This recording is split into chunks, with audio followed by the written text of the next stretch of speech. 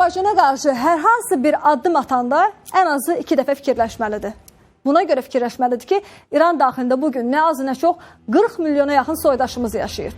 Və bugün İranın əsas ostanlarında, şərqi, qərbi Azərbaycanda, Ərdəbildə, Zəncanda, Qəzvində bizim minlərlə, milyonlarla soydaşımız yaşayır. Bugün İranın paytaxtı olan Tehranda ən az 35%, həmin 35% soydaşımızdır. Biz bu görüntüləri təqdim edirik, bu xəritələri təqdim edirik əlbəttə ki. Və biz tarixə baxanda da görürük ki, İranın haqqında ən strateji qərarlarda əsas, əhəmiyyətli, qərar verici, hərəkət verici qüvvə soydaşlarımız olur. Əslində elə bu xəritəyə baxdıqda, xəritədə soydaşlarımızın yaşadığı, yerləşdiyi bölgələrə, ostanlara baxdıqda bunu aydın şəkildə görə bilərik. Düzdür, bəzən bu görüntülər, bu xəritələr təqdim olunarkən texniki xətalar olur. Bunlar sadəcə olaraq texniki xətalardır. Biz kifayət qədər həssas bir dönəmdən keçirik əlbəttə ki, bu cür texniki xətalar isə təəssüf ki, fərqli bir qənaətlərin ortaya çıxması ilə nəticələnə bilər. Əgər buna dair bir qüsurumuz varsa, əfvinizə sığınırıq. Amma bir daha dediyimiz kimi, bugün Cənubi Azərbaycanlılar, bugün soydaşlarımız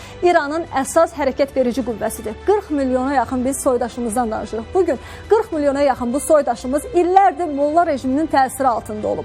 Yəni, o baxımdan təsiri altındadır ki, onlar nə öz dilində təhsil ala biliblər, kimliyini itirməklə üz-üzə qalıblar. Bugün İran həbsxanalarında çoxu soydaşlarımızdır. İlk həmlədə zərərə məruz qalan, zərbiyə məruz qalan Cənubi Azərbaycanlılar olur. Bugün əgər belə bir variant yaranırsa, belə bir hadisə yaranırsa, soydaşlarımızın elə ayaqlanması molla rejiminin tamamilə sıradan çıxması ilə nəticələnə bilər. İstənilsə, hərəkətlənərsə əgər.